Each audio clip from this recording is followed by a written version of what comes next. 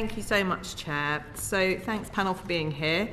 I'm going to focus on questions around side effects and also around NICE appraisal this morning. So, Andy, if I can come to yourself to start with for the MHRA, GLP-1s, as we know, have a long-standing history. They've been used for more than a decade to treat type 2 diabetes, so we're well aware of their profile in that regard. In terms of side effects now that we're seeing for GLP-1s being used for specifically weight loss, is the side effect profile similar to the side effect profile you've seen for type 2 diabetes, or different? And if different, how so? My understanding, it's similar, primarily around gastrointestinal, vomiting, diarrhea, constipation, those kind of things. Generally not severe, although that can occasionally be the case in rare cases. So broadly the same side effects, in most cases not severe.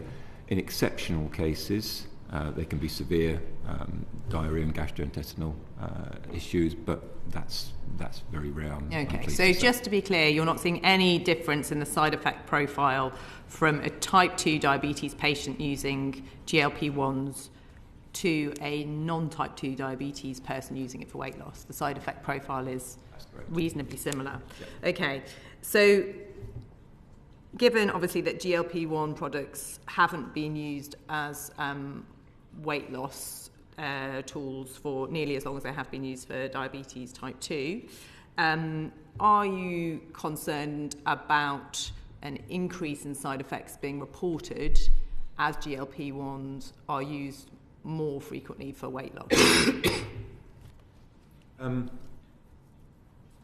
We've had many reports, and those are, one would imagine, to some extent related to the publicity surrounding GLP-1s for weight loss. We tend to find that when new medicines come onto the market or for new indications, that reports into us of adverse effects go up. Okay, so just to be clear there, you're not seeing more side effect reporting for the new use of this established medicine than you would expect. It's within parameters, expected parameters. There is no normal. Sadly, I wish I could sort of give you a bit more. You do have data across a wide variety of medicines, so you can see the parameters of what you may expect. We do, but to some extent, this is a self-selecting audience of reportees. What we're getting are people reporting. It doesn't necessarily indicate prevalence, but we have had a high number. As I said, possibly because of the fact that this is widely known and that widely used. So it's hard to get causality. Sure. From this data. I appreciate that, and I appreciate the prevalence issue. And whilst obviously you can't take a sort of accurate indicator of prevalence from reporting, again, given the extensive licensing that MHRA has done over the years, the reporting that you're seeing, taking into account the self-reporting nature of it, the private prescribing of this medicine, is this broadly what you would expect to see in terms of the side effect profile and reporting? It's not outside of the parameters. Okay, that's helpful, thank you. So let's talk about how you are getting this information. So as we've talked about, there is currently large private use of GLP-1s, and we have the yellow card system to monitor side effects. Is the private use of GLP-1s having any effect on the return on yellow cards? Are you seeing other ways of it being reported in? Well, we certainly encourage yellow card reporting regardless of the prescribing route. So we don't regulate prescribers, as you're well aware. So we would certainly encourage that reporting, and we do go out looking for it. We do encourage private prescribers. When you say you go out looking for it, what do you do? Well, we speak to the trade bodies to make sure that they're aware of yellow cards. We promote yellow card more broadly within the professions. So we encourage reporting where we can into yellow card, and we have seen that. I don't have figures as to the level, but certainly we do have. It would be interesting to see those figures. Okay, I'll see if we can get those. Yeah, and the yellow card reporting, it's been around for a long time, and there have been conversations about whether it's fit for purpose or whether they need to do something else. In your opinion, is yellow card reporting still the best way of sort of assessing side effects coming forward or adverse impact? I think I'd probably say the least worst. Right. We've heard that before. Well, yeah. I mean, it is something that it is what it is, and I hate that expression normally, but it gives us access to information. How reliable that information is, what conclusions can be drawn from it is another matter, but I would certainly rather it was there than not. Okay, and over the years, Andy, that's interesting, and we won't go down this rabbit hole too much, but over the years, the yellow card reporting system, by and large, have you found with your licensing of different medications that it is a reasonably reliable indicator of when there are issues that need to be acted upon? Yes, I mean, it's certainly given us signals that we've acted upon in the past, yes. Yeah. And is it Naya? Yeah. Naya, have you got any reflections on that from a pharmacy point of view in terms of monitoring side effects and how you're able to report in? Just to say that in relation to the yellow card system, is that what you were trying? Yeah. So no, in relation to the yellow card system, as my colleague mentioned, that we have had conversations with MHRA about it quite recently as well, and not related to weight loss, but more broadly, we've included it in our emerging concerns letter, which was sent out in December to encourage pharmacy professionals to report any kind of side effects that they see. And then the last point in relation to yellow card that I had was our updated guidance for online pharmacies. We mentioned yellow card reporting within there, particularly because quite a few of the weight management medicines, and correct me if I'm wrong, are black triangle medicines, so they're newer to the market. And so with the extensive monitoring that is required, we felt that it was important to bring that yellow card reporting aspect to the guidance as well. That's really interesting now. So in terms of online pharmacies, are you seeing a proportionate reporting to the in-person pharmacies, or are you seeing lesser reporting? We would that's not data that we would directly have access to. Okay, does somebody have access to that data? I'm presuming the MHRA from... I'm afraid I don't know, but I can certainly find out. You can find out, that'd be really interesting, because obviously online pharmacies are becoming more prevalent and people are using them increasingly, so it is good to know if our reporting systems are fit for purpose in the digital world. That's really helpful, thank you. If I can move on, John, to nice appraisals of these weight loss drugs, which are quite interesting, I would say, in terms of what the understanding is now with NHS provision. So for the record, obviously you have basically made a positive recommendation for the use of this medicine now. And I wonder, just for the record, if you could explain very quickly how you have come to that, making that positive recommendation for GLP-1. Yeah, sure. No, I'm very happy to do that. So we've actually evaluated 3 GLP-1s, so liraglutide, semaglutide, and indeed tirzepatide, which you're referring to. So NICE uses, I'm sure committee members are aware, the QALY, which is a standard health measure that is utilitarian in the way that it resonates with the NHS. So a QALY is a QALY whether it's cancer, whether it's multiple sclerosis, or whether it's... Sorry, and just for the record, because the public are watching, John, can you just explain quickly what a QALY is? Yeah, sure. So a quality adjusted life, Thank you. So, yes, and then what NICE does is it takes the evidence from the manufacturer on the clinical and cost effectiveness, and then our independent and transparent committees make a assessment of that evidence with an academic critique of the manufacturer's submission. And what we do is we weigh up the health benefits versus what the costs are and the additional costs. So I think today we've heard all the importance of wraparound care. They're all included within the appraisal. We also look at things like the ability for weight gain to come back on post stopping treatment. That's all included in the cost effectiveness assessment. And then at NICE what we do is we have a standard threshold. So what we say is if it's between 20 and 30,000 per quality adjusted life year, that is a cost effective use of resources. So for all 3 medications we've been able to recommend those. What did they come in at for the quality? For the cost per quality, so when NICE looks at the independent committee look at the evidence, they take a number of things into account. So for the weight medications, they looked at the uncertainty of the evidence base. They also looked at the scale of the budget impact. So depending on what that sort of looks like, the committee can either go at the top end or the bottom end. So directly answer your question, for all 3 appraisals at the bottom end, the 20,000. Very interesting, thank you. So just again for the record, basically once NICE make a positive recommendation, NHS service providers are required to make it available to patients within 3 months as a default. Yes. So, but there is an exception to that. Yes. So, based on your recommendation, NHS England estimated that 2.8 million patients would become eligible to use Mounjaro within 90 days of the final draft guidance being published.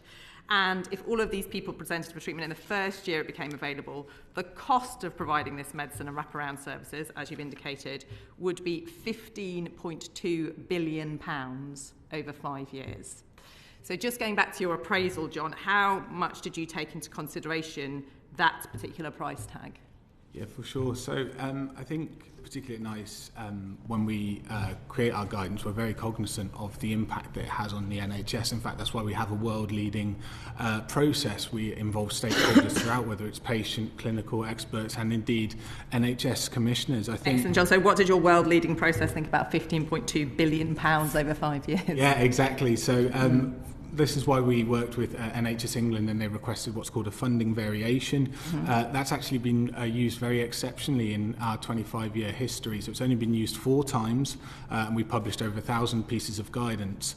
And for the scale of what you said there, the reason that a funding variation was put in place was to ensure that the NHS had a sustainable and manageable plan to not only manage the cost, but also the impact on services as well. As you're aware, with tirzepatide, that can be used in primary care, whilst liraglutide, semaglutide was limited to specialist weight management services. So you came, sorry John, just because we're time precious, Sure, so you came to an understanding with the NHS England, which you've only done 4 times previously, that all the eligible population will be able to be prescribed Mounjaro for obesity within 12 years. Yeah, and then crucially, I think what was important with that is we included a 3-year review period. So the funding variation had kind of 3 parts to that. It had a kind of 18-month period, then up to 3 years. And I think that 3-year period is important because the NHS England, what they were saying, they were looking to prioritise the patients with the highest clinical need, and I think they were looking to achieve 220,000 patients on treatment at that point.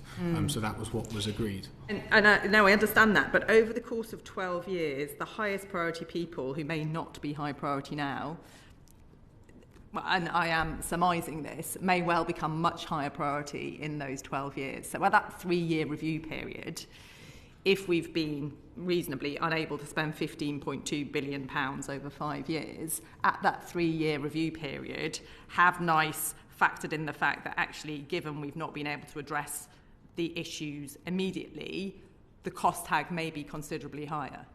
Sure. So I think at that 3-year review period, there will be data available on the various models that NHS England are trying. There will be data available on the uptake of patients and indeed the costs, and all these things will kind of be factored into that kind of 3-year review period. I think the other thing to mention within that 3-year review period, of course, the market in obesity is not static, so we're expecting oral GLP-1s to come. We're starting to appraise those at NICE as well. So I think there's various sort of factors moving that will be considered at that 3-year review period. Excellent, John. And I just wonder, at NICE, and I know that you do appraisals on all sorts of things, including other weight management programmes, prevention programmes, that £15.2 billion, has there been any comparison at NICE to the opportunity cost for investing that in other effective weight management programmes or prevention programmes? Sure. So I think in terms of, there's something I think what you're getting at is obesity unique in terms of the size and the scale? I think absolutely, but NICE has a remit to evaluate all new medicines and new indications that come before it. I think it's a broader question. This is probably one where obesity does actually kind of straddle the two between public health and indeed treatment. And of course in our NICE clinical guidelines and indeed our quality statements we take a broader view. But I don't think within a NICE technology appraisal it's our job to kind of suggest whether that 15.2 billion should be spent elsewhere. No, I appreciate it's not your job to have an opinion on that, but in terms of an appraisal, looking at the opportunity cost, so how much bang for your buck you get in other areas of obesity treatment, so other weight management programmes and or a prevention, is that something that NICE has looked at? For sure. So what the NICE appraisal committee say is when they review it and they do take into account opportunity cost, they are saying that with the evidence provided in front of it for the drugs, taking into account things like weight regain, the NHS think that that's nice, think that's a clinical and cost-effective use of NHS resources, taking into account opportunity cost as well. So taking into account all the other things that could be put in place Exactly. to prevent obesity, reduce obesity, that NICE still thinks that the £15.2 billion should be spent specifically in this area, or the opportunity cost is taken into account. When NICE do appraisals, it's not just the opportunity cost within obesity. We look at the opportunity cost of the whole NHS, and that's why we have the cost effectiveness threshold set at 20 to 30k. Okay. And the cost effectiveness appraisals that you have been talking about, you have taken into account the benefits, you've taken into account weight regain, and you've looked at that. Have you looked at individuals with more severe or more complex obesity and looked at the fact that the cost effectiveness may be better for those higher end obesity cases? And I think you've sort of alluded to this in your priority case, but just to be clear for the record. Yeah, no, absolutely. Yeah. So when NICE evaluates a product, of course, you have the license from colleagues, helpfully at the MHRA, and then they look at various subgroups within the cost effectiveness assessment. So actually, in our appraisal, again, tirzepatide's a good example, those with a lower BMI weren't cost effective, which is why our recommendation is for 35 and above plus one comorbidity. So that is actually built into the assessment. The other thing I would say there is if you look at NHS England's kind of implementation plan, again, the cohorts that it utilises, again, prioritises those with the highest clinical need. Okay, then my final question around service provision. So perhaps now coming to yourself, John's alluded to the potentially overwhelming nature of this around service provision. I appreciate your pharmacy specifically, but does your particular area have thoughts on whether pharmacies and primary care, if you want to speak about it, is going to be able to provide this level of input for the number of obesity patients coming forward? It's difficult to say because as a regulator from a pharmacy perspective, like the provision of medicine is coming from private sources mainly is what we're seeing, so it doesn't apply to NICE and NICE's TA. So yeah, it's difficult to say whether that would be the case. Given the opening up, the 220,000 patients, that it looks like the NHS are saying, okay, we'll sort of move forward on a cost basis as an agreement with NICE.